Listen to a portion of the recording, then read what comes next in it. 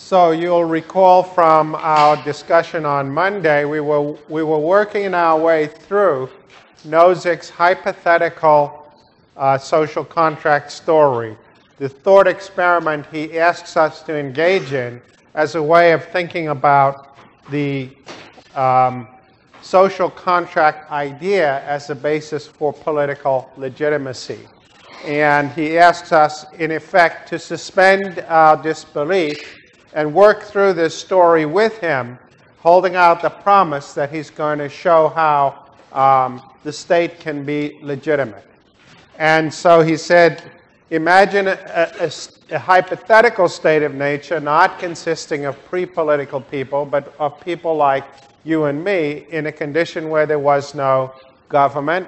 And we would find that to be very inconvenient and inefficient because, as Locke said, every single person would have to be an enforcer of the law of nature. Everybody would have to look after their own property. It'd be highly inefficient. That, in turn, would lead to the creation of kind of block watch associations, mutual protective associations. They would also, though, not be particularly efficient because we all know from reading Adam Smith that the thing that really increases efficiency is division of labor. And so some people would go into the protection business and sell protection full-time. But because coercive force is a natural monopoly, and we know from the discussion last time, Nozick agrees with Glenn Beck that it's the only natural monopoly. Eventually, one of these groups would become dominant. And that, he calls, one of his slogans is, that's the ultra-minimal state. Now, I will just pause here. You might say, well, if that was true, if coercive force is a natural monopoly, why don't we have a world government? I mean, if we went from, militias to nations, why aren't nations just militias in the world? Stands to reason, right? It's just the same thing on a bigger scale. Anyone wonder what Nozick might say? Anyone got any idea what Nozick might say in response to that?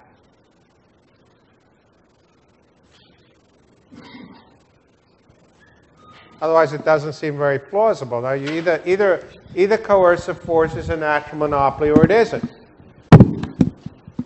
No? Am I missing something here? What might Nozick say? He doesn't confront this. It's not anywhere in the book, but it seems like a natural question to ask, no? No?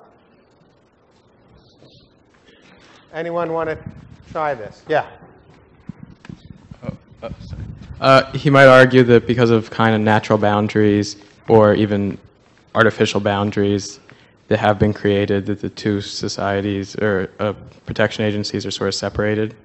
Yeah, so, brilliant. I think you hit the nail on the head. I think he would say it's conditioned by available technologies of force. So,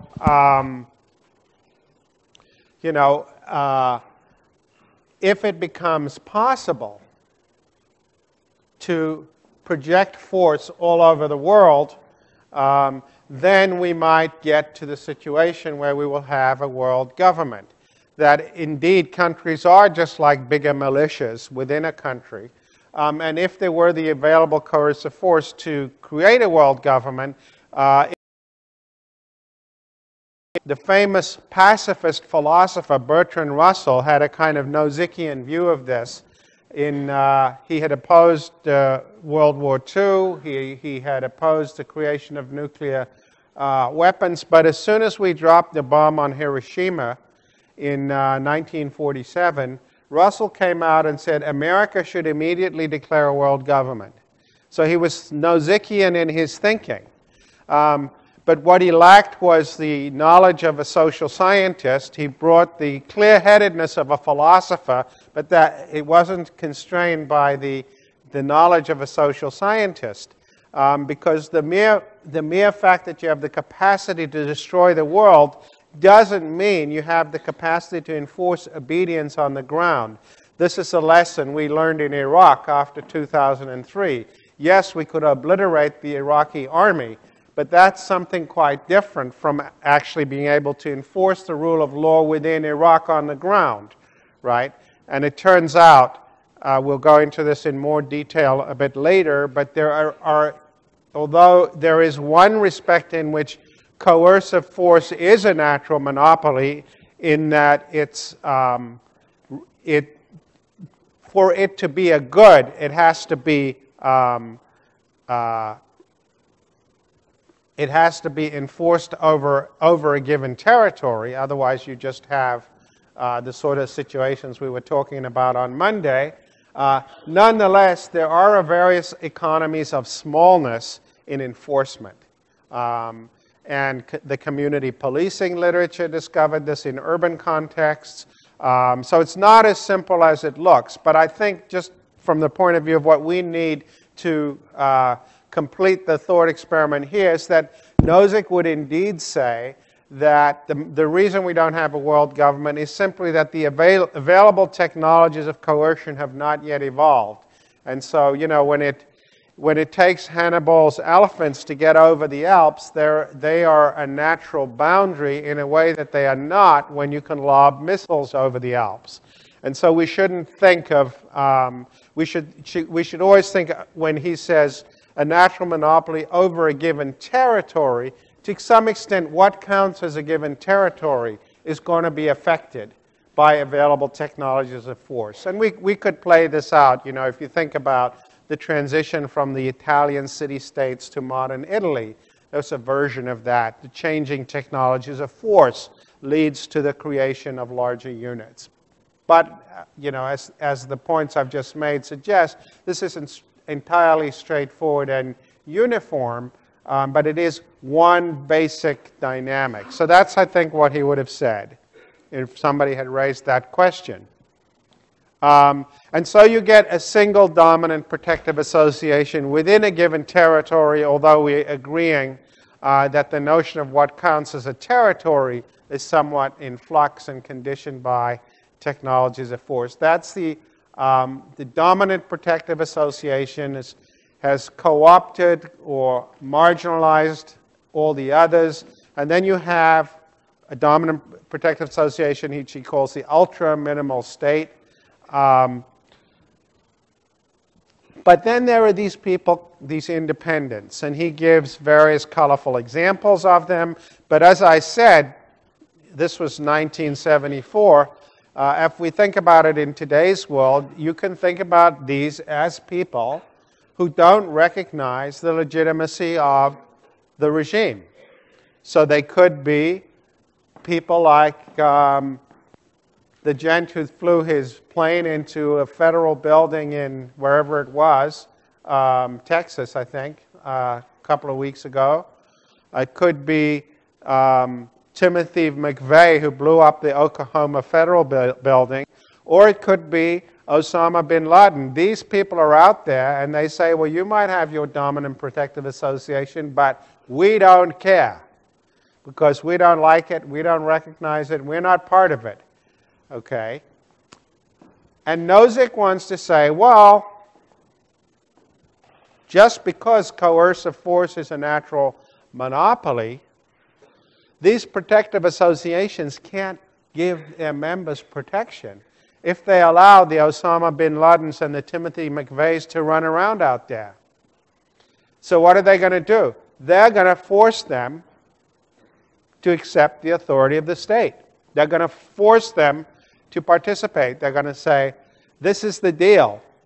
Take it and you can be part of the association, or leave it and you're going to be dealt with accordingly. We're going to lock you up. We're going to kill you. We're going to do something to you.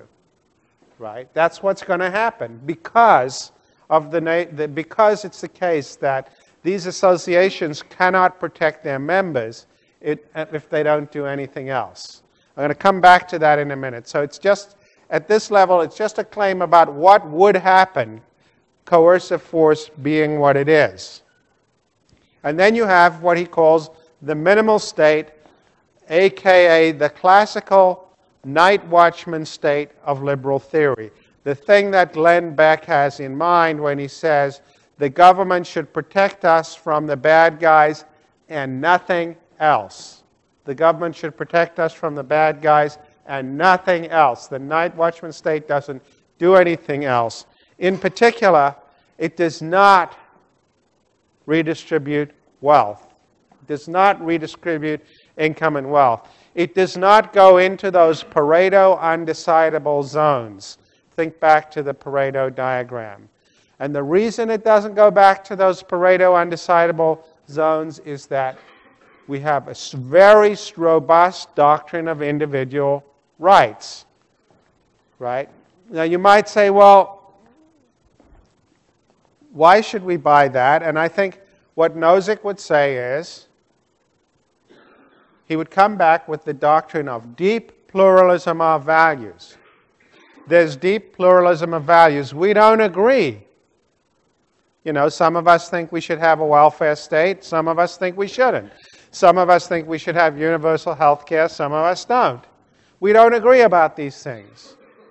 And because we don't agree about these things, there's not going to be the pressure to produce a redistributive state. We're going to look at it, you know, one of his slogans is rights as side